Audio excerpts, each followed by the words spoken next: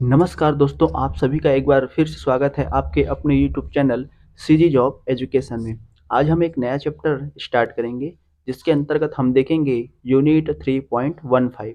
ठीक है, इसके अंतर्गत हम देखेंगे आयतन के बारे में। ठीक है, आयतन किसको बोलते हैं आइए जान लेते हैं।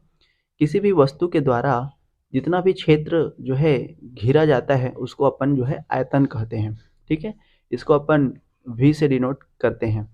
इस अध्याय में हम निम्न बिंदुओं के आयतन उसके संपूर्ण पृष्ठ पर चर्चा करेंगे, जिसमें आता है हमारा घन, दूसरा आता है घनाभ, तीसरा आता है लंबवृत्तीय बेलन, शंकु और गोला। गोला के अंतर्गत हम अर्धगोला का भी जो है अध्ययन करेंगे।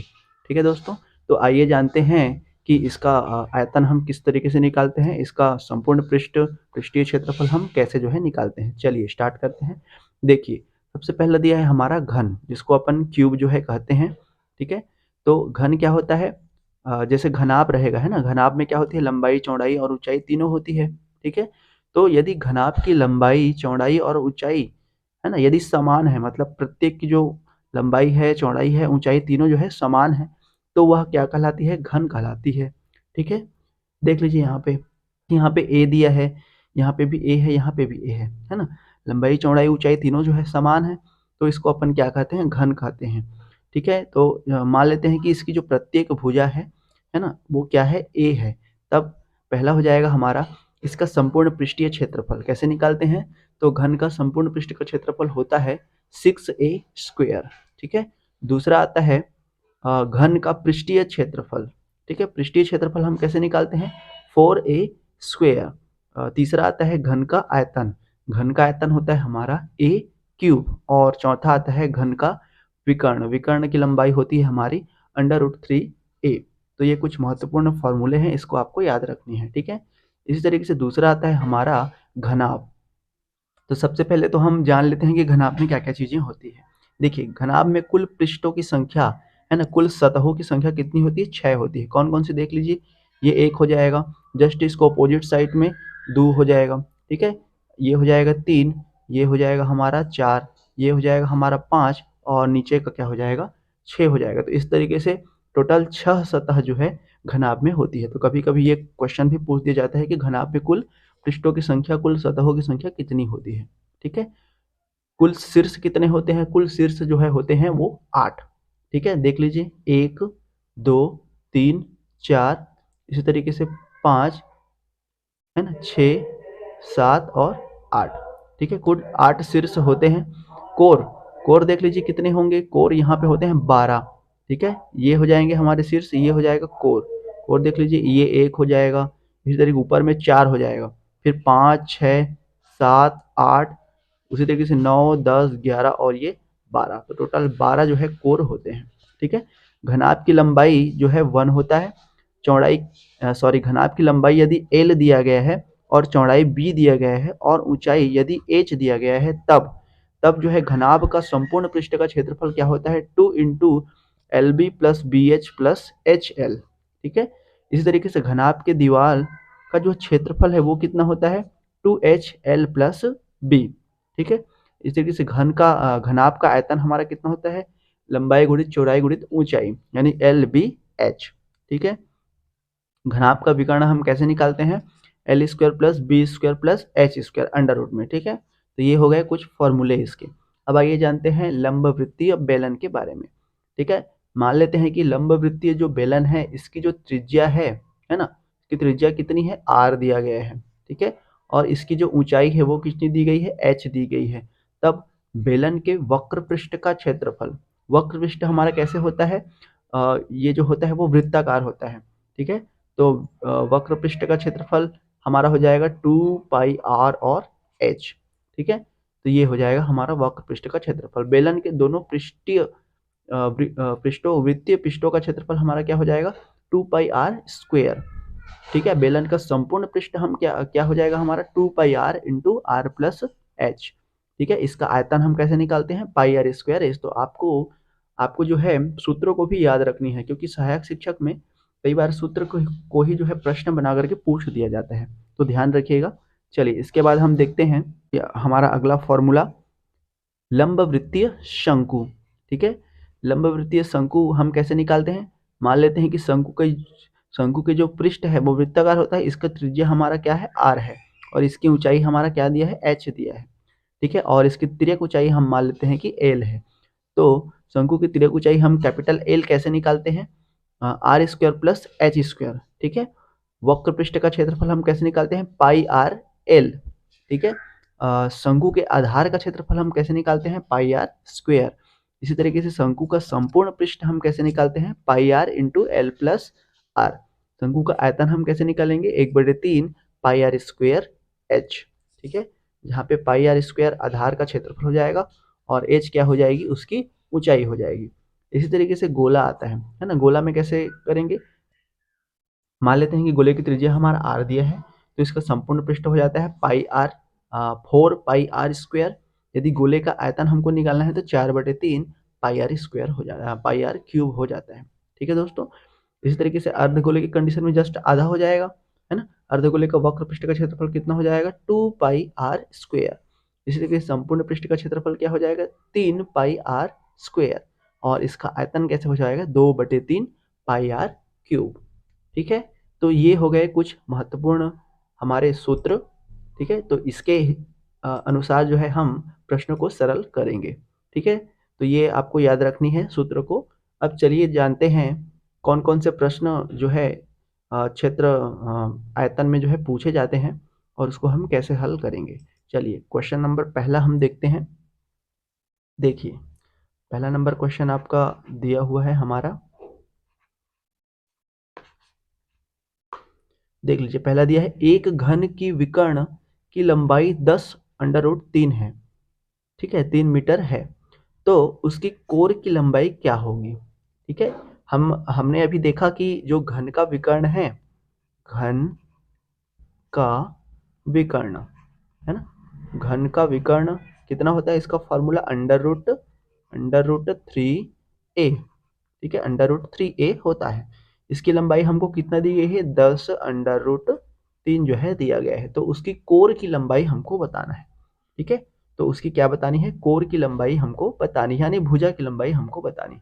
यहाँ से अंडर रूट 3 और अंडर रूट 3 कैंसिल हो जाएगा, तो a बराबर क्या हो जाएगा, 10 हो जाएगा, ठीक है। उसकी भुजा कितनी हो जाएगी, उसकी कोर कितनी हो जाएगी, 10 मीटर जो है हो जाएगी। देख लीजिए कौन सा आ रहा है आपका, बी ऑप्शन आ रहा है, ठीक है। तो ये हो जाएगा क्वेश्चन हमारा पहला। इसके बाद दूसरा देखते हैं। दूसरा हमारा क्या दिया है, एक घन का विकर्ण अंडर रूट 12 सेंटीमीटर है, ठीक है, तो उसका आयतन घन सेंटीमीटर में क्या होगा। देख लो भाई, विकर्ण हमको दी गई है ना, विकर्ण मतलब अंडर रूट 3a, इसका मान हमको कितना दिया है, वर्गमूल 12 दिया गया है। तो यदि मैं इसको सरल करता हूँ तो 12 को मैं क्या लिख सकता हूँ, 4 गुणित 3, 4 गुणित 3। अब 4 से जो है बाहर निकल जाएगा 2, अंदर में क्या बचा, अंडर रूट 3, मतलब 2 अंडर रूट 3 बचा, तो यहाँ से अंडर रूट 3 और अंडर रूट 3 कैंसिल हो जाएगा। तो a का मान कितना आ गया, यहाँ से 2 आ गया। अब a का मान 2 आ गया, तो हमको क्या निकालना है, आयतन जो है घन सेंटीमीटर में क्या होगा। तो हम जानते हैं घन का आयतन, घन का आयतन कितना होता है, घन का आयतन हमारा a³ होता है ना। तो 2 दिया है इसका, तो 2 का क्यूब हो जाएगा, यानी 8 क्या हो जाएगा, 8 घन सेंटीमीटर हो जाएगा।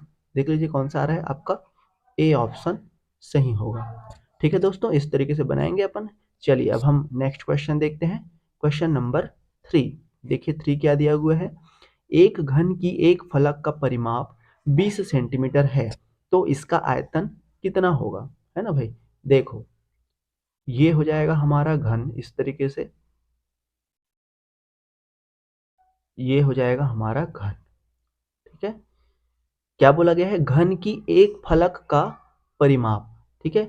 घन की सभी फलकें जो है समान होती है ना, कहीं से भी ले आप, क्योंकि उसकी जो भुजाओं की लंबाई है वो सारे क्या होते हैं, समान होते हैं।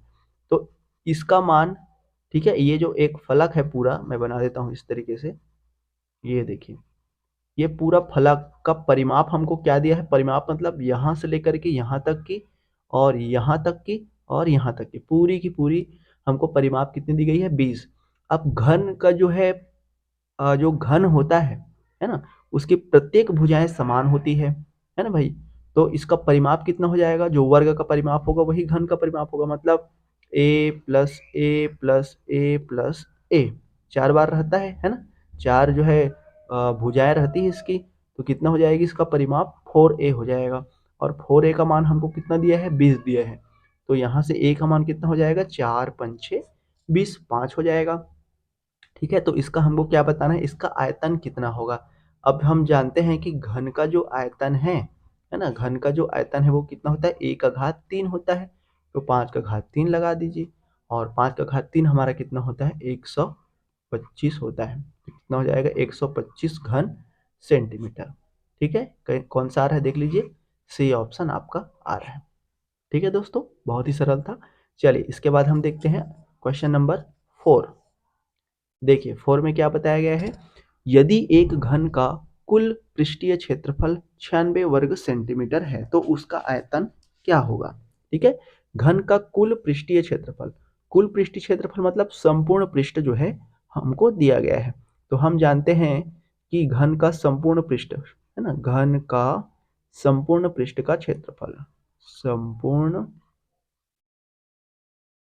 पृष्ठ का क्षेत्रफल क्या होता है भाई, घन के संपूर्ण पृष्ठ का क्षेत्रफल हमारा क्या होता है 6a²। क्या होता है हमारा 6a² होता है।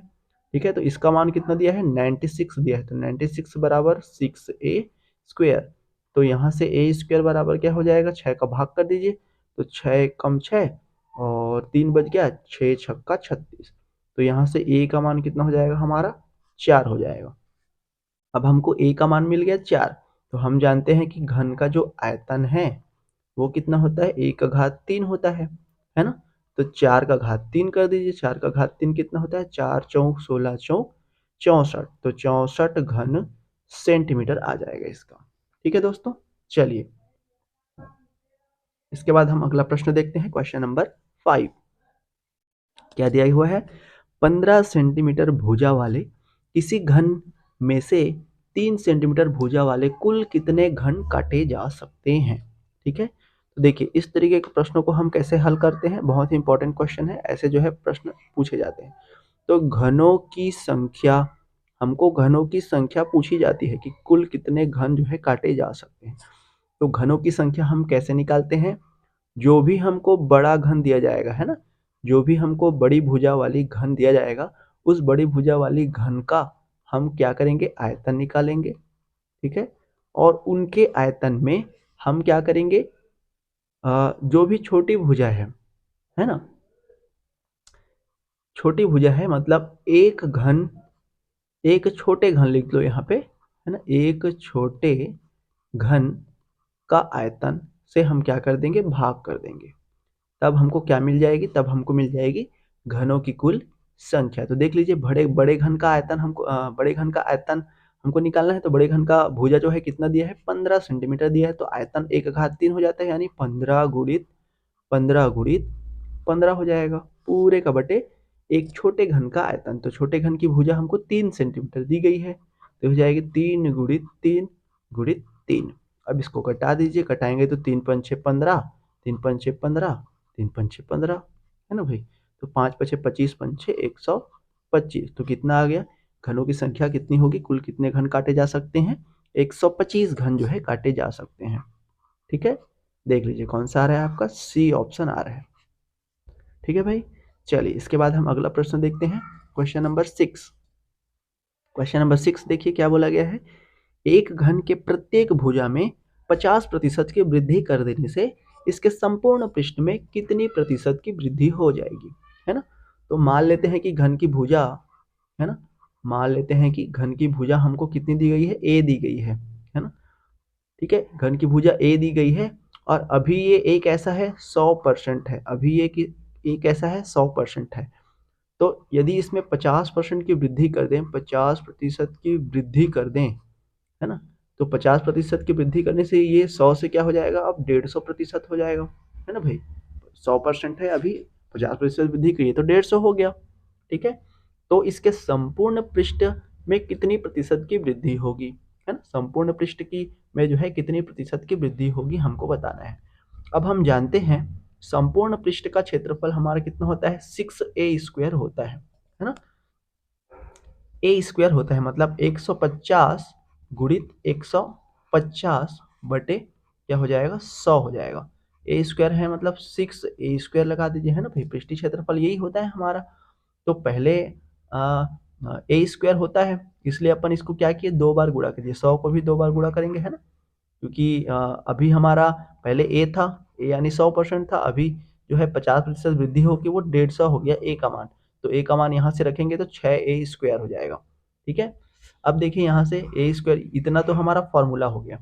ठीक है, अब यहाँ से देखिए जरा, अब इसको काट दीजिए, एक जीरो से एक जीरो कैंसिल हो गया है हमारा, 15 15 में कितना होता है 225 होता है, 225 बटे क्या हो जाएगा 100 हो जाएगा। ठीक है, 6 ए तो हमारा क्षेत्र संपूर्ण पृष्ठ का क्षेत्रफल होता है। अब यहाँ से देखिए हमको बोला गया था कि कितने प्रतिशत की वृद्धि होगी, तो देख लीजिए यहाँ से 225 बटे 100 आ रहा है, मतलब 100 से कितना बढ़ा ये 225 हो गया, मतलब 100 से कितना बढ़ा ये 125 बढ़ा, तो इसलिए इसमें कितना प्रतिशत की वृद्धि हुई 125% की क्या हो गई यहाँ पे वृद्धि हो गई। ठीक है, कौन सा आएगा आपका, डी ऑप्शन आएगा। ठीक है, आपको क्या करनी है, संपूर्ण पृष्ठ का जो क्षेत्रफल है उसमें रखना है ना, तो संपूर्ण पृष्ठ का क्षेत्रफल हमारा 6 ए स्क्वायर होता है। ठीक है, तो 6 को यहाँ पे नहीं लेना है क्योंकि वो तो फॉर्मूले में रहता ही है, 6 को गुणा नहीं करना है वरना ए स्क्वायर आ जाएगा।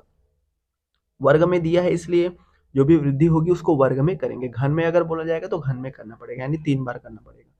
चलिए इसके बाद हम देखते हैं क्वेश्चन नंबर 7। देखिए 7 भी सेम है, इसमें क्या बोला है, प्रत्येक भुजा 50% की वृद्धि कर देने से इसके आयतन में कितनी वृद्धि होगी। ठीक है, अब हम जानते हैं कि आयतन हमारा कितना होता है 1/3 होता है। ठीक है, पहले ए हमारा क्या था 100 था, अब 1/3 हो गया, 50% की वृद्धि हुई, 50% की वृद्धि होने पर ये कितना हो गया 150 हो गया, तो 1/3 लगा दीजिए, मतलब 150 गुणित 150 गुणित 150। ठीक है, पूरे का बटा क्या हो जाएगा 100 गुणित 100 गुणित 100, है ना भाई, पहले 100 था उसके बाद 150 हुआ, तो कितना प्रतिशत की वृद्धि होगी आयतन में बताना है। तो देख लीजिए 1 2 3, 3 जीरो कटा दीजिए, 1 2 3। ठीक है, 15 गुणित 15 गुणित 15 कर दीजिए, 15 गुणित 15 गुणित 15, 15 गुणित 15 गुणित 15, तो 15 15 में होता है 225 हमारा। ठीक है, इसका 15 से और गुणा करेंगे, कर दीजिए, 15 पचे 75 की 5 हासिल 7, 15 दूनी 30 7 37 की 7 हासिल 3, 15 दूनी 30 7 एक मिनट, 15 पचे 75 की 5 आ गया, हासिल 7 आ गया, 15 दूनी 30, 30 7 37 की 7 आ गया, हासिल 3, 15 दूनी 30 और 3 33, कितना आ गया 3375, 3375 अपॉन क्या दिया है 100 गुणित 10। ठीक है, तो ये हो जाएगा हमारा 337.5 बटे 100। ठीक है, ये 10 को अपन दशमलव में चेंज कर दिए और 100 को रहने दिए। अब देखिए यहाँ से, अब देखिए यहाँ से 100 से ये कितना अधिक है, 100 से ये कितना अधिक है, तो 100 से अधिक है ये 237.5 अधिक है, मतलब 100% से कितना बढ़ा ये 237.5% की क्या हुई यहाँ पे वृद्धि हुई, तो क्या हो जाएगा हमारा सी ऑप्शन सही हो जाएगा। ठीक है, तो इस तरीके से आपको वृद्धि को बतानी है। सबको समझ में आ गया। चलिए इसके बाद हम देखते हैं हमारा अगला प्रश्न। देखिए अगला प्रश्न दिया है क्वेश्चन नंबर 8। क्या दिया है क्वेश्चन नंबर 8 में, देख लो भाई, दो घनों के आयतन का अनुपात 8:125 है, तो उनके पृष्ठीय क्षेत्रफल का अनुपात क्या होगा।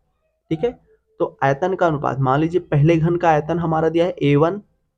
ठीक है, मान लीजिए पहले घन की भुजा हमको दी गई है A1, तो उसका आयतन क्या हो जाएगा, उसका आयतन हो जाएगा A1/3।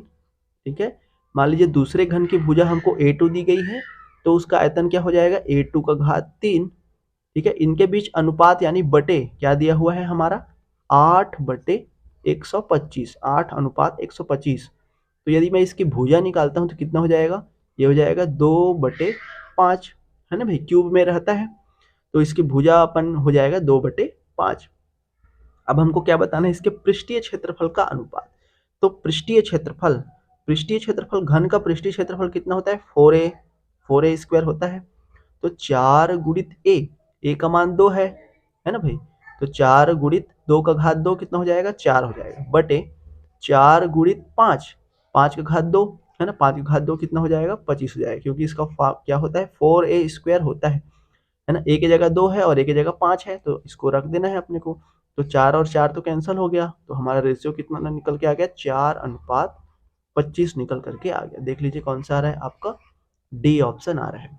ठीक है, तो इस तरीके से बनाएंगे अपन, फॉर्मूले में डायरेक्ट पुट करना है आपको, है ना। चलिए इसके बाद हम देखते हैं हमारा क्वेश्चन नंबर 9। देखिए क्वेश्चन नंबर 9 हमको क्या दिया गया है, 5 सेंटीमीटर किनारे वाले एक घन को 1 सेंटीमीटर किनारे वाले घनों में काटा जाता है, तो छोटे घन के संपूर्ण पृष्ठ का बड़े घन के संपूर्ण पृष्ठ से क्या अनुपात होगा। ठीक है भाई, बना देते हैं, देख लो। अनुपात हमको बताना है ना भाई, अनुपात हमको बताना है, किसके किसके बीच अनुपात, छोटे घन के संपूर्ण पृष्ठ, है ना, छोटे घन के संपूर्ण पृष्ठ पर का अनुपात किससे, बड़े घन के संपूर्ण पृष्ठ से। ठीक है, छोटे घन के संपूर्ण पृष्ठ का बड़े घन के संपूर्ण पृष्ठ से अनुपात क्या होगा हमको बताना है। तो संपूर्ण पृष्ठ हम जानते हैं कि कितना होता है, संपूर्ण पृष्ठ 6a, मान लेते हैं कि छोटे घन का हमारा भुजा a1 दिया है तो 6a1 स्क्वायर हो जाएगा। बड़े घन का हमारा मान लेते हैं a2 दिया है तो 6a2 स्क्वायर हो जाएगा। 6 तो कैंसिल हो जाएगा, a1 स्क्वायर बटे क्या हो जाएगा, a2 स्क्वायर। अब हमको a1 का मान दिया है, देख लीजिए, ये दिया है बड़े घन का 5 और छोटे घन का 1 दिया है, तो छोटे घन का 1 का स्क्वायर हो जाएगा बटे बड़े घन का 5 का स्क्वायर हो जाएगा। तो 1 का स्क्वायर 1 होता है और 5 का स्क्वायर 25 होता है, तो कितना आ गया हमारा, 1:25 निकल करके आ गया। देख लीजिए कौन सा आएगा आपका, डी ऑप्शन। ठीक है, चलिए आज का लास्ट क्वेश्चन देखते हैं, क्वेश्चन नंबर 10। क्वेश्चन नंबर 10 हमको दिया गया है, लोहे के 3 ठोस घन जिसकी भुजाएं 4, 5, 6 सेंटीमीटर दी गई है, एक साथ पिघला करके एक नए घन में ढाले गए हैं। इस प्रक्रिया में खराब प्रबंधन के कारण 62 सेंटीमीटर पिघली हुई धातु गुम हो गई, तो नए पिघले घन का कुल पृष्ठीय क्षेत्रफल कितना होगा। ठीक है, ठीक है, सबसे पहले तो हम जान लेते हैं कि नए घन, है ना, नए घन का आयतन क्या होगा, नए घन का आयतन। ठीक है, क्योंकि पिघल चुकी है ये, कुछ मात्रा उसमें से वेस्ट भी हो गया है, तो नए घन का आयतन क्या होगा हमको जानना है। तो जो 3 ठोस घन हैं 4, 5 और 6, इनका कुल आयतन, ठीक है, तो घन का आयतन होता है a क्यूब, तो 4 सेंटीमीटर वाले का 4 क्यूब हो जाएगा, प्लस 5 सेंटीमीटर वाले का 5 क्यूब हो जाएगा, प्लस 6 सेंटीमीटर वाले का 6 क्यूब हो जाएगा। ये हो जाएगा 3 ठोस घन का कुल हमारा आयतन, माइनस एक साथ पिघलाकर नए घन में ढाले गए, खराब प्रबंधन के कारण 62 घन सेंटीमीटर पिघली धातु गुम हो गई, माइनस क्या हो जाएगा, 62 हो जाएगा, क्योंकि 62 जो है खराब प्रबंधन के कारण वेस्ट हो गई। अब 4 का घात 3, 4 चौक 16 चौक 64, प्लस 5 का घात 3 125, प्लस 6 का घात 3 6 छक्का 36 और 36 छक्का 216। ठीक है, ये हो जाएगा। अब देख लीजिए माइनस 62 है तो 65 कर दीजिए, अब इसको जोड़ दीजिए एक बार, तो 6, 5, 11 और 11 और 4 15 की 5 आ गए, हासिल एक, एक और एक 2, 2 4, 4 और 6 10 की शून्य, हासिल एक, 2 और एक 3 और एक 4, 405 माइनस 62 आ गया। 405 में 62, 5 में 2 घटाएंगे तो 3, ठीक है, 10 में 6 घटाएंगे तो 4 और 4 में 1 घटाएंगे तो 3, 343 आ गया। ठीक है, क्या आ गया, नए घन का आयतन हमारा 343 आ गया। ठीक है ना भाई, मतलब नए घन को मान लेते हैं कि इसका जो हमारा भुजा क्या है, ए दिया है। ठीक है, तो ए का घात 3 बराबर कितना आ गया, 343 आ गया। अब 343 किसका क्यूब होता है ना, तो किसका होता है, देख लीजिए 7 का होता है क्या, 7 गुणित 7 गुणित 7, है ना, तो 7 सत्ते 49 हो जाएगा, 49 गुणित 7 कर दो, 7 निया 63 की 3, ठीक है, 7 चौक 28 और 28 और 6 कितना हो जाएगा, 34। ठीक है, 28 और 6 कितना हो जाएगा, 34 हो जाएगा। तो 343 किसका होता है, 7 का होता है, तो यहाँ से ए की वैल्यू हमारा कितना हो जाएगा, 7 हो जाएगा, है ना भाई, 7 सेंटीमीटर। अब हमको पूछा क्या गया है कि कुल पृष्ठीय क्षेत्रफल कितना होगा। नए जो भी पिघला हुआ घन है उसका कुल पृष्ठीय क्षेत्रफल कितना होगा। अब इसका संपूर्ण पृष्ठ का क्षेत्रफल हम क्या होता है 6 a² होता है। रख दो भाई इसमें 6 गुणित 7² यानी 7² यानी 49 गुणित 6 हो जाएगा। कर दो 6 × 54 की 4 हासिल 5 6 चौक 24 और 5 29 कितना आ गया 294 वर्ग सेंटीमीटर। A option. ठीक है, तो इस तरीके से हम जो है बनाते हैं। आई होप आपको जो है सारे प्रश्न समझ में आ गए होंगे। ठीक है, कुछ नहीं है, बहुत ही सरल है, आपको फॉर्मूला बस याद रखनी है। तो जो भी फॉर्मूले हमने बताए हैं बिल्कुल आप उसको याद रखिएगा। ठीक है, बहुत ही काम आएगा और हमेशा से 1 से 2 प्रश्न जो है आपको आयतन से देखने को ज़रूर मिलेगा। ठीक है, ये आपके शिक्षक और सहायक शिक्षक दोनों के लिए बहुत ही इम्पोर्टेंट है। ठीक है दोस्तों, तो आज के लिए बस इतना ही। मिलते हैं कल, कुछ और प्रश्नों पर चर्चा करेंगे इससे संबंधित। ठीक है, तब तक के लिए धन्यवाद। Good night.